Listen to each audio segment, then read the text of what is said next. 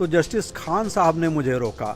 उन्होंने कहा कि ये तो हिंदुओं के केस के विरुद्ध जाएगा, आप ऐसी बहस कैसे कर सकते हैं। उस समय जब हमने कहा कि बाबर ने जो है वहाँ पर मस्जिद बाबर ने नहीं बनाई थी, औरंगजेब के समय में हुआ था।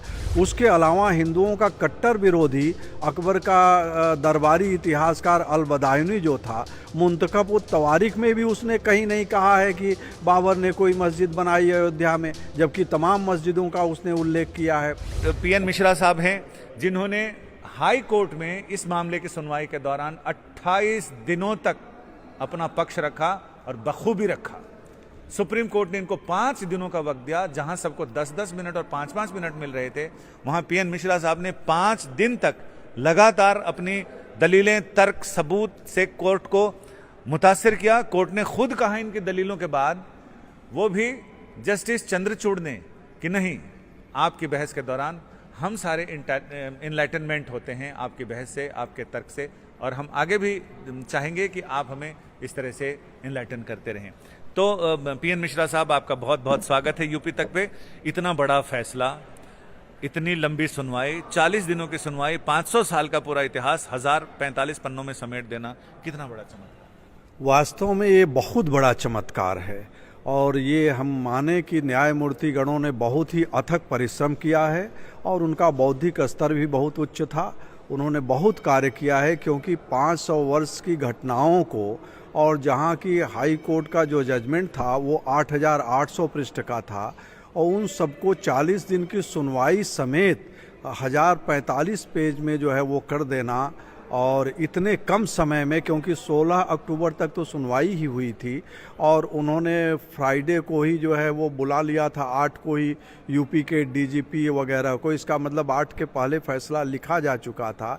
यानी 22-23 दिन के भीतर में इतने बड़े जजमेंट को लिख देना वास्तव में एक मिरेकल है। सर, एक तो ये कि सब लोगों को लग रहा था 3-2 से आएगा या 4-1 से आएगा, लेकिन यूनानिमस, सर्वसम्मत फैसला, कितनी बड़ी चुनौती रहा होगा बेंच के सामने भी, कि सारे लोगों को इस पर एक राय करना और समय से डिलीवर करना।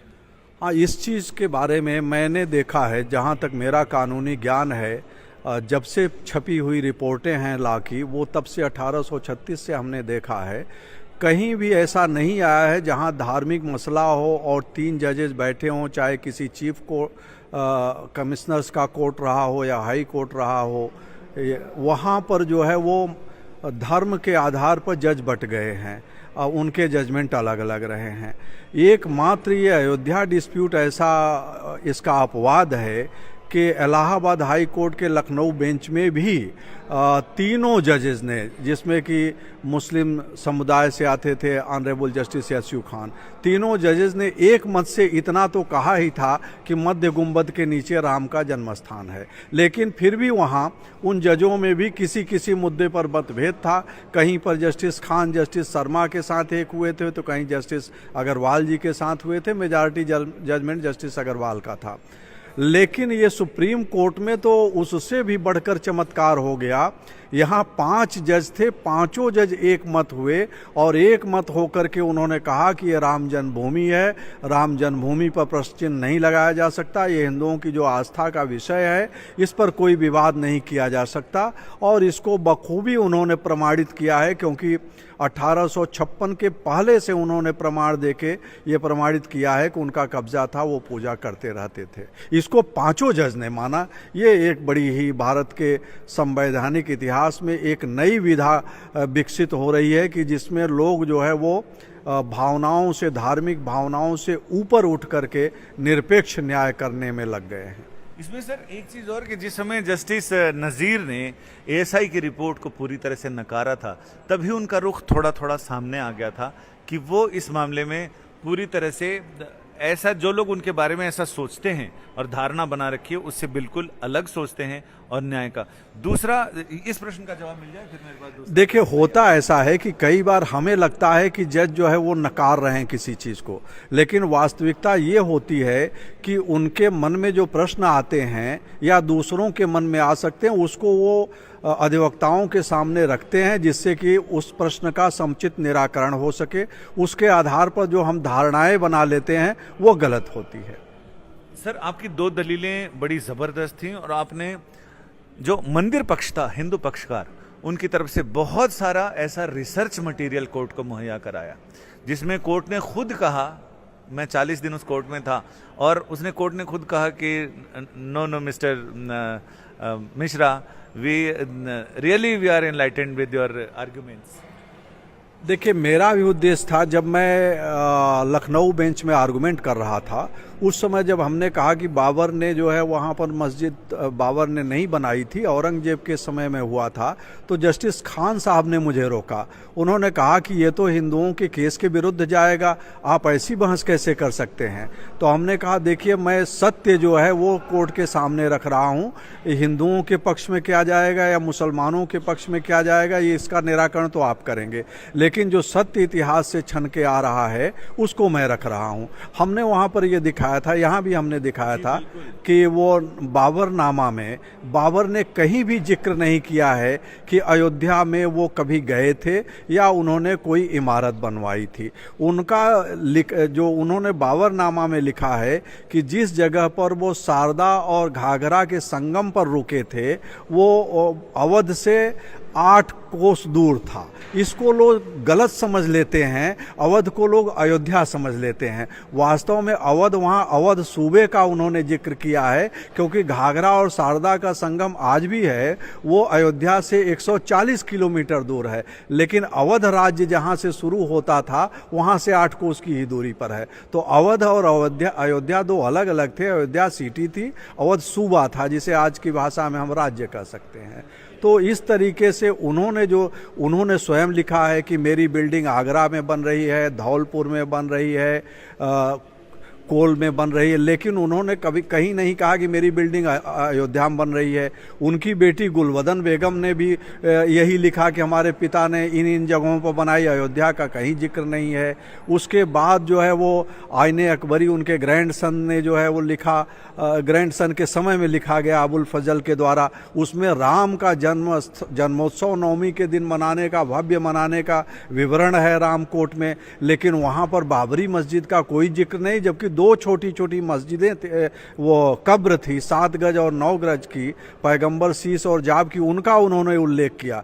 तो जो व्यक्ति इतना सूक्ष्म परीक्षण कर रहा है कि उसकी निगाह से 2 कब्र नहीं बच पा रही है, वो मस्जिद को कैसे नज़रअंदाज कर देता, और वो भी उसके आश्रयदाता के जो है वो पितामह की बनाई हुई। उसके अलावा हिंदुओं का कट्टर विरोधी अकबर का दरबारी इतिहासकार अल-बदायूनी जो था, मुंतखब उत तवारीख में भी उसने कहीं नहीं कहा है कि बाबर ने कोई मस्जिद बनाई अयोध्या में, जबकि तमाम मस्जिदों का उसने उल्लेख किया है।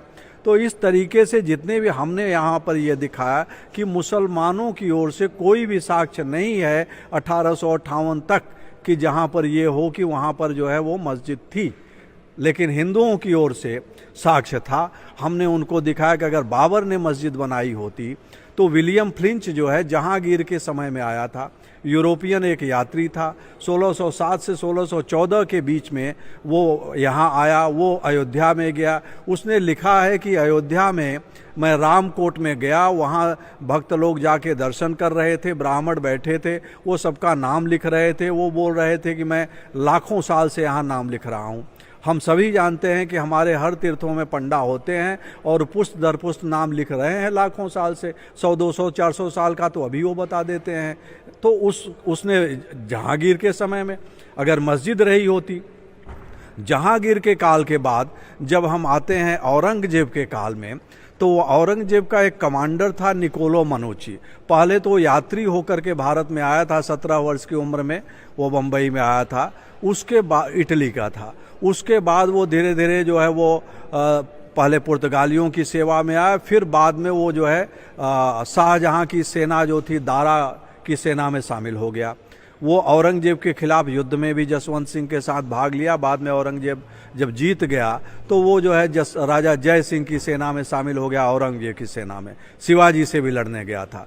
उसने लिखा है अपनी पुस्तक में कि मैं अपनी पुस्तक हिस्टोरिया द मोगल यानी हिस्ट्री ऑफ मुगल उसने लिखा है 3 वॉल्यूम में, 1680 में उसने उस पुस्तक को तैयार कर लिया था। उसने लिखा है कि मैं अपनी पुस्तक में कुछ भी ऐसा नहीं लिख रहा हूँ जिसका मैं प्रत्यक्षदर्शी नहीं हूँ अथवा जिसका मुझे एकदम मुख्य स्रोत से ज्ञान नहीं है। उसने लिखा है कि सम्राट औरंगजेब के आदेश से हिंदुओं के 4 प्रमुख मंदिर, वाराणसी के यानी काशी का मंदिर विश्वनाथ जी का, मथुरा का मंदिर, अयोध्या का मंदिर और मायावती यानी हरिद्वार का मंदिर जो है वो मायापुरी का, वो गिराया गया। और लेकिन कुछ ही समय बाद हिंदुओं ने जिस रूप में उसको बनाया गया था उसी रूप में कब्जा करके वो पूजा करने लगे। तो निकोलो मनुची भी बता रहा है कि औरंगजेब ने बदला उसको मस्जिद में, लेकिन हिंदू पूजा करना शुरू कर दिए। और उसकी पुष्टि होती है जोसेफ टिफेनथेलर से। जोसेफ टिफेनथेलर जो था वो एक बहुत बड़ा विद्वान आदमी था, उसको 8 भाषाओं का ज्ञान था, संस्कृत का, फारसी का, अरबी का। वो भारत में आया था। वो ऑस्ट्रियन साम्राज्य जो उस समय था, ऑस्ट्रियन साम्राज्य के वो बायजोल का रहने वाला था, जो आजकल इटली देश में पड़ता है। वो भारत में आया, यहीं पर रहा, आगरे में उसकी कब्र भी है, यहीं मृत्यु हुई। वो वहाँ पर गया राम जन्मभूमि पर। उसने वहाँ पर लिखा है कि जब मैं गया तो अंदर में देखा कि मध्य गुंबद के नीचे एक वेदी बनी हुई है। उस वेदी की परिक्रमा करके हिंदू पूजा कर रहे हैं और उन्होंने बताया कि ये राम का जन्म स्थान है। लेकिन इमारत का रूप जो है मस्जिद जैसा दिख रहा था। जब मैंने पूछा कि ये मस्जिद कैसी दिख रही है तो उन लोगों ने यानी हिंदुओं ने बताया कि औरंगजेब ने मस्जिद बनाया था इसको, और अन्य लोगों ने उसने लिखा है कि बताया बाबर ने बनाया था। लेकिन उसने अपना मंतव्य लिखा है कि इतनी पुरानी ये बिल्डिंग नहीं दिखती है, आधुनिक बिल्डिंग दिखती है। यानी उसके अनुसार औरंगजेब ने बनाया था वो 1770 में टिफेनथेलर। तो 1705 तक औरंगजेब ने राज्य किया था। तो इसका मतलब ये था कि 65-70 वर्ष पहले की वो उसने बताया कि नई बिल्डिंग दिख रही है। तो इस तरीके से जोसेफ टिफेनथेलर के बाद भी हम आते हैं। उसके बाद एक बुखानन आया जो अंग्रेज था, सेटलमेंट ऑफिसर बनाया गया था। उसने 1806 से 1814 के बीच में गोरखपुर इत्यादि का सर्वे किया और उसने अपनी रिपोर्ट में भी लिखा है कि वो राम जन्म स्थान जो है उस पर ही जो है, कोई कहता है औरंगजेब ने मस्जिद बनाई, कोई कहता है बाबर ने, लेकिन जन्म स्थान वही है, उस पर हिंदू पूजा करते हैं। उसके वो बोला कि लेकिन मैं वहाँ पर नज़दीक नहीं जा पाया क्योंकि वो नवाब अवध के राज्य में है, नवाब गुस्सा हो जाता, इसलिए मैंने दूर से ही देखा, बहुत अंधेरा था, हमने आदमियों को भेजा, वहाँ मूर्ति है, लोग पूजा करते हैं। बुकानन की रिपोर्ट अप्रकाशित रही। उसके रिपोर्ट के मुख्य अंशों को 1838 में मार्टिन मॉन्टगोमरी ने प्रकाशित किया। वो भी अंग्रेज बहुत बड़े अधिकारी थे, उन्होंने प्रकाशित किया। उसमें बाकायदा उन्होंने जिक्र किया है। वहीं पर जो है बुकानर और मॉन्टगोमरी ने भूल की कि उन्होंने ये लिख दिया कि एक वहाँ इंस्क्रिप्शन है, उस इंस्क्रिप्शन में कहा गया है कि बाबर ने बनाया, जबकि वास्तविकता ये है कि बुकानन ने जिस इंस्क्रिप्शन को वहाँ बताया है उसमें जीनियोलॉजी तैमूर से लेकर औरंगजेब तक की लिखी है। अगर बाबर ने बनाया तो औरंगजेब तक की जीनियोलॉजी कैसे आ गई? क्योंकि ये उस समय के जो लिखे जाते थे इस इंस्क्रिप्शन, उनमें टुगरा जो लिखा जाता था, यानी एक ऐसा संकेत लिखा जाता था जिससे पता चले कि किसके काल का है, तो वो तैमूर से औरंगजेब तक का है। और उसमें बहुत फैंटेस्टिक स्टोरी लिखी हुई है। उसमें जो है वो वर्ष भी जो है वो आता है 1500 जो है वो 23, जबकि बाबर यहाँ 1526 में आया था। उसमें वो एक बड़ी फैंटेस्टिक स्टोरी लिखी है कि मूसा आशिकान सिकंदरी था, वो किसी बादशाह का दामाद था। जब उसका वो ससुर मर गया, बादशाह का माने मंत्री उसका ससुर था, जब ससुर मर गया तो बादशाह ने सब छीन लिया अफगानिस्तान वगैरह से, तो भाग के भारत में आया और यहाँ आके रहने लगा। बाद में जो है वो छिपे भेष में बाबर उसके पास आया था, उसने बाबर को आशीर्वाद दे दिया कि तुम भारत के सम्राट बन जाओगे। बाद में जब बाबर का सम्राट बन गया तो उसने कहा कि ये जो राम जन्मभूमि है इसको तोड़ करके मस्जिद बना दो हमारे लिए। तो बाबर ने तोड़ के मस्जिद 1523 ईस्वी में बना दिया, जबकि इतिहास ये बताता है कि बाबर 1526 में भारत में आया था, 1523 में बाबर नहीं आया था वो। तो इस तरह से एक फैंटेस्टिक जो है वो इंस्क्रिप्शन का जिक्र बुकानन ने किया, और जो उसने किया मॉन्टगोमरी ने उसी को कोट करके उसने कह दिया कि ट्रेडिशन गलत है क्योंकि इंस्क्रिप्शन में लिखा है बाबर, लेकिन ट्रेडिशन बिल्कुल सही थी क्योंकि ट्रेडिशन जो थी वो तथ्यों से मेल खाती थी। उसके बाद में कई फोर्ज जो है वो इंस्क्रिप्शन बनाए गए। कि आपने वो सारी चीजें आपके ऐसे टिप्स पे हैं, तो ये कैसे हुआ कि इतनी सारी किताबें, इतने सारे फैक्ट्स आपके एकदम जबानी जैसे सरस्वती कंठ में विराजित है? ये तो भगवान राम जी की ही कृपा है। हो उन्होंने मुझसे मुकदमा लड़वाना था, इसलिए ऐसी स्मरण शक्ति और उन्होंने बुद्धि दिया। तो आपने इस बारे में कोई बुक भी लिखी? इतनी सारी किताबें तो एक साथ कोई पढ़ भी नहीं सकता। आपके अगर पुस्तकाकार कोई वो हो तो आप बताएं। हाँ, हमारी दर्शक उससे लाभान्वित हो सकते हैं। हमारी हमने जो इलाहाबाद में बहस किया था, वो पीएन मिश्राज हिस्टोरिक आर्गुमेंट के नाम से वो एक बड़ी पुस्तक प्रकाशित हुई है। उसमें सारे तथ्य और कानून की बृहद जानकारी दी गई है। वो प्रकाशित ग्रंथ है, वो उपलब्ध भी है।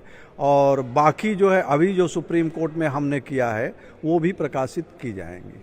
सर, एक सवाल ये कि आपने दो बड़ी दलीलें दी। एक तो ये कि राम जन्मभूमि अपने आप में ज्यूरिस्टिक पर्सन है, आपने ये भी बहुत ज़बरदस्त जोरदार दलील दी थी। दूसरा ये कि डेटी जो राम जी देवता है, रामलला, वो अपने आप में ज्यूरिस्टिक पर्सन है, वो भी ज्यूरिस्टिक पर्सन हो सकते हैं और राम जन्मभूमि भी हो सकती है। कोर्ट ने आपकी एक बात तो बहुत शिद्दत से मानी, एक बात शिद्दत से नकार दी, तो वो आपकी दलीलों के लिए, आपके इसके लिए कितना बड़ा झटका मानते हैं? नहीं, देखिए, मेरे लिए झटका नहीं है, क्योंकि ऐसा था कि यहाँ पर जो है कुछ और भी काउंसिल थे। तो मिस्टर पराशरन और वैद्यनाथन जी ने आर्गुमेंट किया था कि लैंड भी ज्यूरिस्टिक एंटिटी है। हाई कोर्ट में केवल मेरा आर्गुमेंट था जिसको हाई कोर्ट ने माना था। यहाँ पर चूंकि उन लोगों ने आर्गुमेंट कर लिया कि ये ज्यूरिस्टिक एंटिटी है, इसलिए मैंने खाली उस पर बहुत कम समय में एक आर्गुमेंट किया था। हमने राम सेतु का उदाहरण दे करके ज्यूरिस्टिक एंटिटी है। और यहाँ पर लगता है, और ये भी बताया था आपने। हाँ, तो यहाँ पर लगता ये है कि जो माननीय न्यायमूर्तिगण थे, उन्होंने, उनके दिमाग में ये बात आई कि जब राम लला को ही ज्यूरिस्टिक एंटिटी मानने से ही निर्णय किया जा सकता है, तो जन्मभूमि को ज्यूरिस्टिक एंटिटी मान करके हम नए विवाद में क्यों जाएं? क्योंकि उन्होंने अपने फैसले में जिक्र किया है कि अगर जो है जन्मभूमि को ज्यूरिस्टिक एंटिटी मानेंगे तो मस्जिद की भूमि को भी ज्यूरिस्टिक एंटिटी मानना पड़ेगा। उनके मस्तिष्क में ये बातें आई, इसलिए उन्होंने ऐसा निर्णय दिया। लेकिन मेरा अब भी ये अभिमत है कि कानून की दृष्टि से ये उनकी फाइंडिंग जो है वो त्रुटिपूर्ण है। अच्छा, तो उसमें क्या कोई रिव्यू पिटीशन दाखिल किया जा सकता है जिसमें इस चीज को जोर दिया जा सके इस पे? नहीं, रिव्यू पिटीशन दाखिल करने की ज़रूरत नहीं है, क्योंकि जब भविष्य में ऐसे विवाद फिर आएंगे तो ऐसा होता है कि जब कोर्ट में जैसे कोई 3 जज की बेंच है, विवाद अगर उनको लगता है तो बड़ी लार्जर बेंच को रेफर करते हैं। वैसे ही ज्यूरिस्टिक एंटिटी का फिर कभी जब भूमि का विवाद आएगा कि ज्यूरिस्टिक एंटिटी है कि नहीं है, या जैसे राम सेतु का ही विवाद चल रहा है, तो निश्चित रूप से वो हम लोग और वहाँ प्रेयर करेंगे कि ये लार्जर बेंच को रेफर किया जाए। तो 7 और 9 जज बैठेंगे तो उसका निराकरण उस समय कर लिया जाएगा। सिर्फ इसी मुद्दे को कि कोई भी स्थान ज्यूरिस्टिक पर्सन है या नहीं, तो उसमें इस फैसले के इस अंश की भी चर्चा होगी फिर उसमें। इसकी और इस विषय को रिवर्स कर सकता है लार्जर बेंच, इस रूलिंग को उलट सकता है। तो आपको ये भरोसा है कि फिर कोई एक पीएन मिश्रा आएगा और फिर वो इस तरह की? निश्चित रूप से मेरा ये मानना है कि कुछ निर्णय, इसमें कुछ फाइंडिंग जो हैं, जजमेंट अच्छा है, उसका आदर किया जाना चाहिए। लेकिन एक विधि का जो है वो ज्ञान रखने के कारण मेरा ये मानना है कि संभवतः समय की कमी, अन्यथा जो है अन्य मुद्दों पर चूंकि कोर्ट निर्णय कर सकता था, इसलिए कोर्ट ने एकेडमिक इशू उसको मान लिया। अन्यथा 2 निर्णय इनके त्रुटिपूर्ण हैं। एक जगह जब वो ये कहते हैं कि हदीस और कुरान का इंटरप्रिटेशन करने की हमें ज़रूरत नहीं है, कोर्ट को इंटरप्रिटेशन करने की ज़रूरत नहीं है। कोर्ट किसी चीज़ का एक्सपर्ट नहीं होता है, कोर्ट एक्सपर्ट का एक्सपर्ट होता है। इंटरप्रिटेशन तो ऑलरेडी इस्लामिक स्कॉलर के द्वारा किया गया है, आपको तो उसमें केवल अपनी जुडिशियल जो अपने माइंड को अप्लाई करना है। यहाँ पर वो अपनी जिम्मेदारी से हट गए, उन्होंने जो है अपने जुडिशियल माइंड को नहीं अप्लाई किया, अपने श्रम को उन्होंने नहीं लगाया, इसलिए उन्होंने उस चीज़ को अनुत्तरित छोड़ दिया अथवा उस चीज़ को सही नहीं डिसाइड किया। ये भी डिसाइड होगा, क्योंकि अगर कुरान और हदीस का इंटरप्रिटेशन आप नहीं करते तो इसका मतलब शरीयत एक 1937 जो है, जिसमें ये कहा गया है कि मुसलमान मुसलमानों को इस्लामिक कानून के अनुसार उनका निर्णय किया जाएगा जो उनके पर्सनल मामले हैं, और उसके अंतर्गत कुरान, हदीस, इजमा, कियास आते हैं। तो इसका मतलब आपने कुरान और हदीस उनके 1937 स्टैट्यूटरी एक्ट के द्वारा उनके लॉ बताए गए हैं, और लॉ का इंटरप्रिटेशन करना कॉन्स्टिट्यूशनल बेंच हो या लार्जर बेंच हो या कोई भी बेंच हो, उस जो भी संवैधानिक कोर्ट हैं जैसे हाई कोर्ट, सुप्रीम कोर्ट, उसका इंटरप्रिटेशन करना उनकी ड्यूटी है। यहाँ वो अपनी ड्यूटी को उन्होंने पालन नहीं किया है, ऐसा जो है वो प्रतीत होता है। इसका जो है निर्णय किसी अन्य मामले में होगा, अवश्य ही होगा अगर मौका मिला। सर, इसमें एक चीज़ और जानना चाहेंगे कि कोर्ट ने अपने फैसले में ये भी कहा कि चूंकि संविधान के आगे सारे धर्म, सारी उपासना पद्धतियां बराबर हैं, लिहाजा अगर इनको हम रिलीफ दे रहे हैं तो हमें मोल्डिंग ऑफ रिलीफ के तहत उन्होंने मुस्लिम पक्षकारों को ये कहा कि 5 एकड़ ज़मीन दे दी जाए। फिर भी उसमें कुछ जो AOR हैं वो तो कह रहे हैं कि फिलहाल हमें नहीं लगता कि इसमें रिव्यू फाइल करने की ज़रूरत है, लेकिन कुछ लोग सुगबुगा रहे हैं कि रिव्यू फाइल करने की ज़रूरत है। तो उससे क्या एग्जीक्यूशन में भी कोई असर आता है या एग्जीक्यूशन अपनी जगह चलता रहता है, रिव्यू अपनी जगह चलेगा? ऐसा है कि रिव्यू के कारण, रिव्यू फाइल कर देने के कारण ही एग्जीक्यूशन पर कोई प्रभाव नहीं पड़ता, क्योंकि जब तक रिव्यू पिटीशन को एडमिट करके कोर्ट उस पर स्टे नहीं लगाता अपने निर्णय पर, तब तक जो है वो जो जजमेंट हुआ है उसका पालन करने के लिए सभी लोग बाध्य हैं। तो ऐसा नहीं है, ऐसा नहीं देखा जाता कि सामान्यतया रिव्यू पिटीशन पर कोर्ट स्टे लगाता है। Review petition by way of circulation जो है वो डिसाइड की जाती है, उसकी ओपन कोर्ट में हियरिंग भी सामान्यतया नहीं होती है। तो ये सब रिव्यू पिटीशन वगैरह जो लोग करेंगे वो सामान्यतया उनका भाग्य जो है निर्धारित है डिसमिसल में, लेकिन करने के लिए कानूनी प्रक्रिया है। रिव्यू पिटीशन फाइल कर सकते हैं और जजेस का भी काम है, वो by way of circulation dismiss कर सकते हैं, या अगर उसमें कुछ मेरिट वो देखते हैं तो वो जो है उसकी हियरिंग करके कर सकते हैं। लेकिन इस केस में कोई मेरिट नहीं है, इसलिए इसमें रिव्यू पिटीशन फाइल करना निरर्थक होगा। सर, ये जो न्यास बनाने की बात कोर्ट ने कही है अपने जजमेंट में कि एक ट्रस्ट बनाया जाए, तो ये ट्रस्ट रामालय ट्रस्ट और राम जन्मभूमि न्यास, इन दोनों से अलग होगा? ऐसा है कि कोर्ट ने डायरेक्शन दिया है, अभी तो 1045 पृष्ठ का जो है वो जजमेंट है। पूर्ण रूप से उसका हम लोगों ने अभी गहन अध्ययन किया नहीं, आप लोगों के साथ ही लगे रहे। लेकिन फिर भी कोर्ट ने जो ये कहा, एक तो स्कीम फ्रेम करने के लिए कोर्ट ने कहा, तो स्कीम जब फ्रेम की जाती है किसी भी, तो ट्रस्ट बनाया जाता है। तो उससे ये प्रतीत होता है कि इन दोनों ट्रस्टों से हट करके नया ट्रस्ट बनाने की कोर्ट ने बात की है। हालांकि 1993 का जो अधिनियम है उसके अनुसार राम जन्मभूमि न्यास को तो भूमि दी नहीं जा सकती थी, क्योंकि उसमें ये प्राविधान है कि अधिनियम के पारित होने के बाद जो ट्रस्ट बनेगा उसको भूमि दी जा सकेगी। तो रामालय ट्रस्ट उसके बाद बना था, इसलिए रामालय ट्रस्ट को भूमि दी जा सकती थी। लेकिन चूंकि सुप्रीम कोर्ट ने स्वयं अगर निर्णय कर दिया है कि स्कीम फ्रेम करके नया ट्रस्ट बनाओ, तो निश्चित रूप से नया ट्रस्ट बनाना पड़ेगा, नए ट्रस्ट को भूमि दी जाएगी। इसमें सर एक प्रश्न ये आता है कि अगर इसकी हम शुरुआत करें, मंदिर बनाने की, ट्रस्ट बन गया, मंदिर बनाने की शुरुआत, तो उसके लिए शुरुआती धन क्या सरकार मुहैया कराएगी या ट्रस्ट कहाँ से लाएगा? देख रेख के लिए तो जो श्रद्धालुओं से धन आएगा, जो चढ़ावा आएगा उससे, लेकिन उसका क्या होगा? जैसा हम लोगों ने सुना है, जो माननीय मुख्य न्यायाधीश जी वो जजमेंट के निष्कर्ष को पढ़ रहे थे, उससे तो प्रतीत होता है कि सरकार को ही धन मुहैया करवाना है, क्योंकि जो लैंड का एक्विजिशन किया है वो भी खर्च सरकार को ही देना है, मंदिर बनाने की भी व्यवस्था सरकार को ही करनी है ट्रस्ट के माध्यम से, और सरकार को ही भूमि अधिग्रहण अपने पैसे से कर करके सुन्नी सेंट्रल वक्फ बोर्ड को देना है।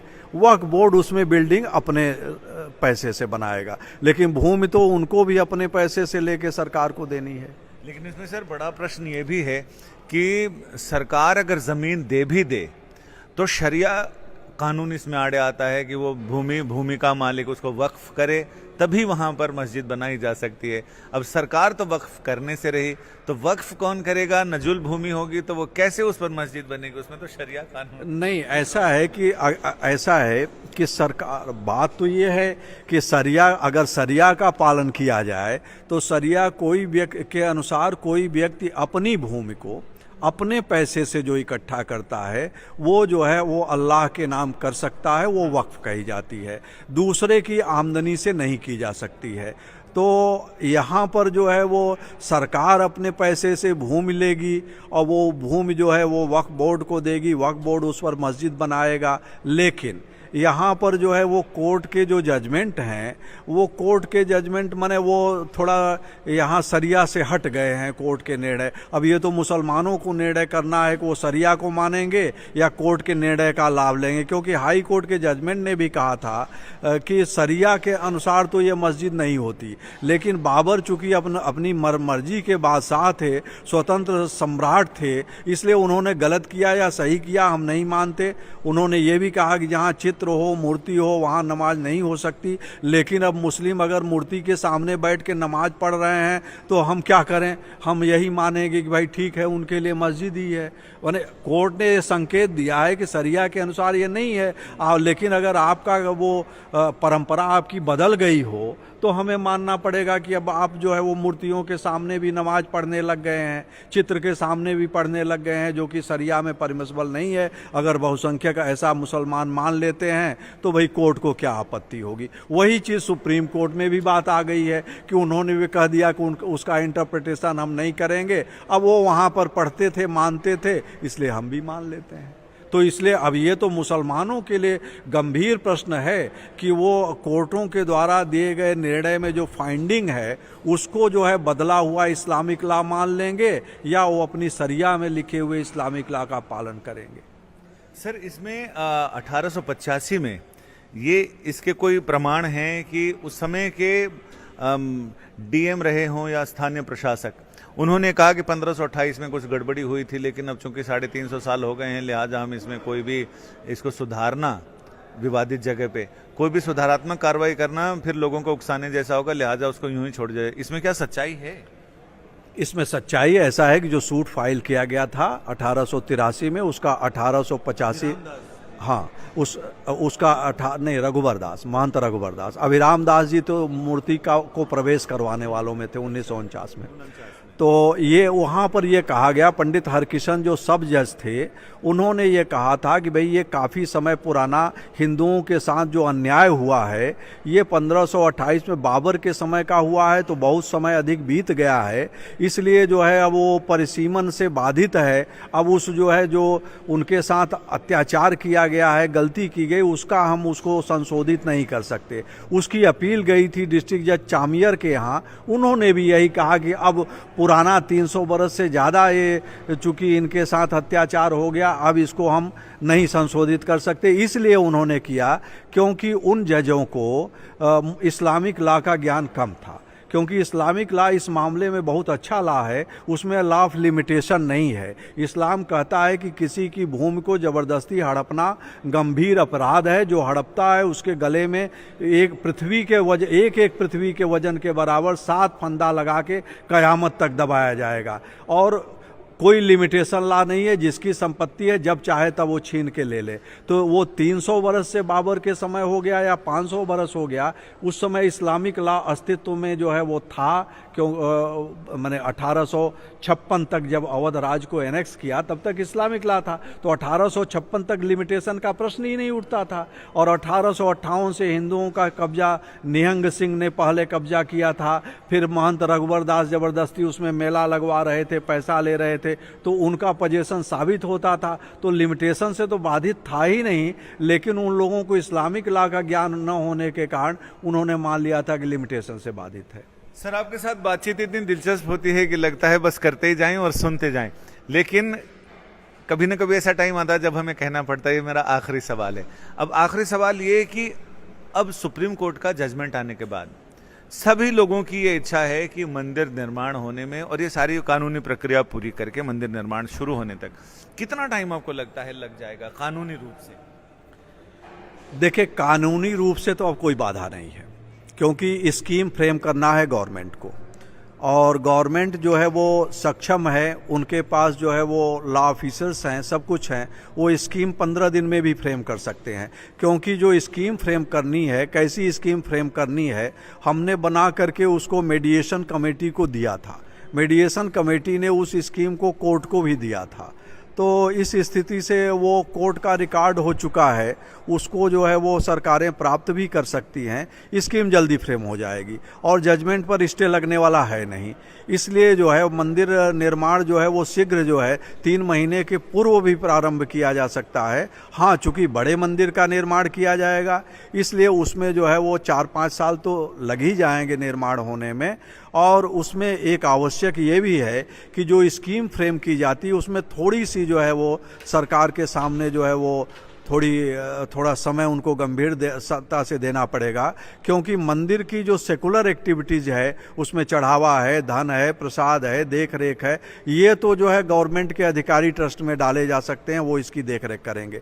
लेकिन मंदिर की पूजा और भगवान का धार्मिक रूप से पूजा पाठ हो, इसके लिए उन्हें मंदिर में बड़े बड़े धर्माचार्यों को भी डालना पड़ेगा। इसलिए उनको धर्माचार्य, जैसे कि जगत गुरु शंकराचार्य स्वामी स्वरूपानंद सरस्वती जो द्वारका पीठ और ज्योतिर्मठ के शंकराचार्य हैं, उन्होंने ही राम जन्मभूमि पुनरुद्धार समिति के माध्यम से 28 दिन तक हाई कोर्ट में भी बहस करवाई थी। यहाँ भी उनकी ओर से ही हमने बहस किया था।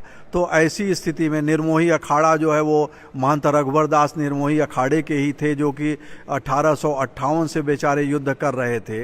तो या बाकी जो पक्षकार हैं, हिंदू महासभा के चक्रपाणी जी हैं या महानिर्वाणी अखाड़े के धर्मदास जी हैं, ये सभी जो है हिंदुओं के प्रतिनिधि होकर के ये लड़ रहे हैं बेचारे भगवान रामचंद्र जी का मंदिर बनाने के लिए। तो इन सभी को ट्रस्ट में शामिल करना पड़ेगा, तभी ट्रस्ट सफल होगा। अन्यथा ये सभी लोग जो हैं ट्रस्ट में शामिल होने के लिए कोर्ट में केस करने चले जाएंगे, अगर इनको वंचित करेंगे तो। निर्मोही अखाड़े की कोर्ट के फैसले के मुताबिक निर्मोही अखाड़े की स्थिति क्या रहेगी?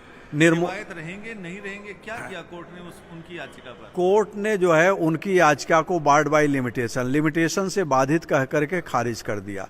लेकिन कोर्ट ने यह भी कहा है कि जो स्कीम फ्रेम हो उसमें निर्मोही अखाड़े को महत्वपूर्ण स्थान दिया जाए। इसका मतलब ही है कि कोर्ट की ये भावना है कि उनको सेवायत जैसा कुछ जो है वो पद दिया जाए।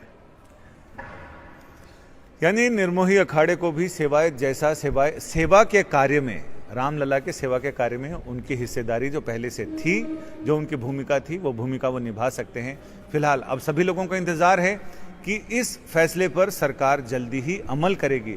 लेकिन ऐसा लगता है कि 2024 के चुनाव तक ये काठ की हांडी एक बार फिर चढ़ेगी जरूर। ये भी हो सकता है कि 2029 तक भी ये चलता रहे मामला।